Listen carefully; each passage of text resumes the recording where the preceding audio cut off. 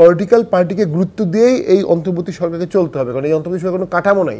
Political পার্টিগুলোকে সর্বোচ্চ সংযম দেখাতে হবে, যে আসলে অন্যের উপরে দোষ দিয়ে সরকার একটা সুবিধাজনক অবস্থায় বা মানুষের আস্থার মধ্যে থাকতে পারবে কিনা যদি সমস্ত কিছু নিয়ন্ত্রণে না করতে পারে, নিয়ন্ত্রণে না রাখতে পারে। শামীম হায়দার, অবশ্যই কনস্পিরেসি থিওরি দিয়ে আপনি সুশাসনের অভাবকে কখনোই জাস্টিফাই করতে পারবেন না। সরকারকে, পুলিশকে কনফিডেন্সে নিতে হবে, ব্যুরোক্রেসিকে নিতে হবে, পলিটিক্যাল পার্টি আর পলিটিক্যাল পার্টিগুলোকে সর্বোচ্চ সংযম দেখাতে হবে।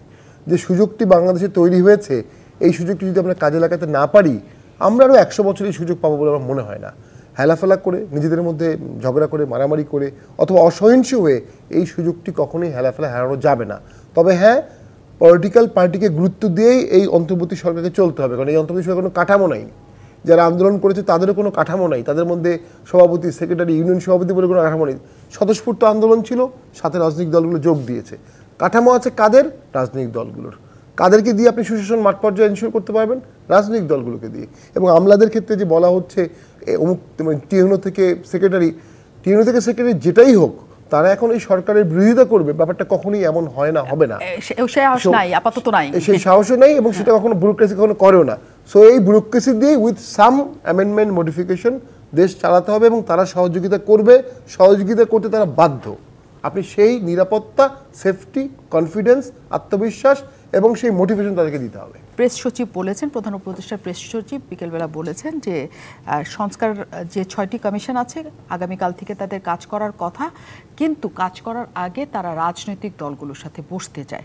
প্রধানতম রাজনৈতিক দলগুলোর সাথেও যদি তারা বসতে চায়, আমরা জানি না যে সেই বৈঠকগুলি কেমন হবে বা কিভাবে হবে, তাহলে কি সংস্কার কার্যক্রম আরেক দফা পেছালো? এটা কি এর মাধ্যমে বোঝা যায় কিনা? না, এর আগে বলেছিল যে 90 দিন সময় দেওয়া হবে সংস্কার কমিশনগুলোকে। তো বলেছিলেন যে 90 দিনের মধ্যে সংস্কার কমিশনগুলো তারা রিপোর্ট দিলে তারপরে সরকার রাজনৈতিক দলগুলোর সাথে বসবে, যেটা আমার কাছে ভালো অ্যাপ্রোচ মনে হয়নি। কারণ আপনাকে রিপোর্ট করে ফেললে সেটা আসলে খুব একটা অ্যামেন্ড করার সুযোগ কম থাকে। কিন্তু এখন যেহেতু রাজনৈতিক দলগুলোর সাথে বসবে কমিটিগুলো, তার মানে রিপোর্টেই রাজনৈতিক দলের কিছু অংশ রিফ্লেক্ট হবে মতামতের, আর যেটা হবে না সেটা হয়তো সরকারের সাথে পরে আলাপ করে করা যাবে।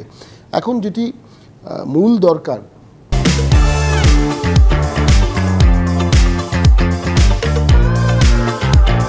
সেটা হচ্ছে এই কমিশনগুলো ফাংশনিং করার জন্য। তবে কয়েকটি কমিশন হয়তো বা খুব বেশি কাজ করতে হবে না, কারণ যেমন নির্বাচন সংক্রান্ত বিষয়ে নির্বাচন কমিশন অলরেডি আছে।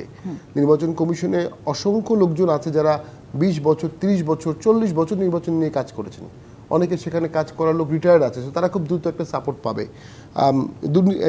দুর্নীতি দমন কমিশন, সেখানেও তো অলরেডি একটা কমিশন আছে, সেখানে কিছু পার্মানেন্ট স্টাফ আছে, কিছু ডেপুটেশন স্টাফ আছে, কিছু কমিশন সদস্য আছে।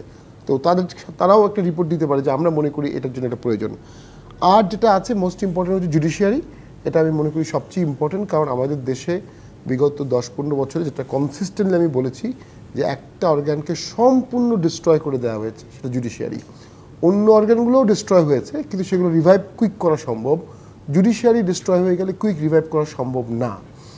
এই জন্য জুডিশিয়ারিটার ব্যাপারে আমরা খুব তীক্ষ্ণ নজর রাখছি। আর হলো সংবিধানের ক্ষেত্রে একটা বড় ইস্যু আসবে ম্যান্ডেট।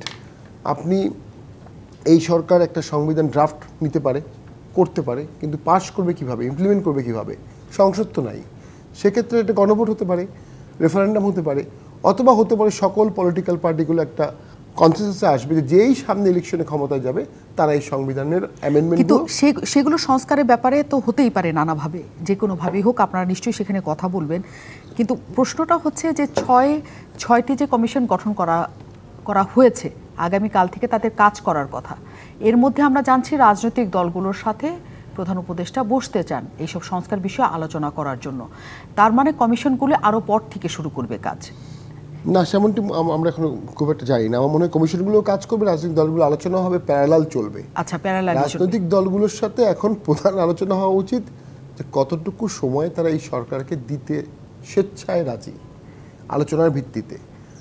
যেটা আমি বারবারই বলছি যে কনস্টিটিউশনে তো 3 মাস 6 মাসের একটা ম্যান্ডেটরি ম্যান্ডেট আছে, ম্যান্ডেটরি অব্লিগেশন আছে। 6 মাসের পরে ইলেকশন করার কোনো বিধান নাই দেশে। 6 মাস ইলেকশন পরে 6 মাসের বেশি সরকার কখনোই ইলেকশন ছাড়া থাকতে পারবে না, সংসদ ভেঙে দেওয়ার পরে। সংসদ ভেঙে না দিতেন তাহলে এক কথা ছিল, যেহেতু সংসদ ভেঙে দেওয়া হচ্ছে 6 মাস। এখন সেক্ষেত্রে একটা এক্সেপশন আছে যে আর্টিকেল 105-এ সুপ্রিম কোর্ট একটা অপিনিয়ন দিতে পারে। তো সেই অপিনিয়নটাও তো দিবে লয়ের উপর, লয়ের ব্যাখ্যার উপর, যেখানে ল স্পষ্ট সেখানে তো অপিনিয়ন দেওয়াও বিব্রত করে, and that also we are dragging supreme court into politics, যে একটা সরকার থাকার জন্য সুপ্রিম কোর্টের অপিনিয়ন নিচ্ছে। সেক্ষেত্রে আমি তো মনে করি সকল রাজনৈতিক দলের সাথে একত্রে আলোচনা করে ডক্টর ইউনূস যদি দেখান যে ইকোনমিক ক্রাইসিসটা কেমন আছে, পলিটিক্যাল ক্রাইসিসটা কেমন আছে, ইকোনমিক ক্রাইসিস থেকে উত্তরণের জন্য তার কত সময় প্রয়োজন ধাপে ধাপে, এবং পলিটিক্যালি উনি কী করতে চাচ্ছেন তার মুখ থেকে একটা রোডম্যাপ পাওয়া গেলে তখন পলিটিক্যাল পার্টিগুলো আমার মনে হয় একটা আশ্বস্ত হবে এবং তারা একটি সময় এক্সটেনশন এই সরকারকে দিবে। আদারওয়াইজ যেটি হবে হ্যাপাজার্ড সংস্কার হবে, এগুলো তো পলিটিক্যাল পার্টিকে ওন করতে হবে, কারণ সংস্কারগুলো তো পলিটিক্যাল পার্টির জন্যই। নতুন দল হতে পারে, বাংলাদেশে গত 50 বছরে নতুন দল হয়েছে 50টা, সফল হয়েছে মাত্র 3টা 4টা 5টা, 45টা দলই কিন্তু ব্যর্থ হয়েছে, বা ন্যাশন ওয়াইড হয়নি, কান্ট্রি ওয়াইড হয়নি। তো যে দলগুলো অলরেডি সেটেলড আছে মূলত তারাই স্টেক হোল্ডার।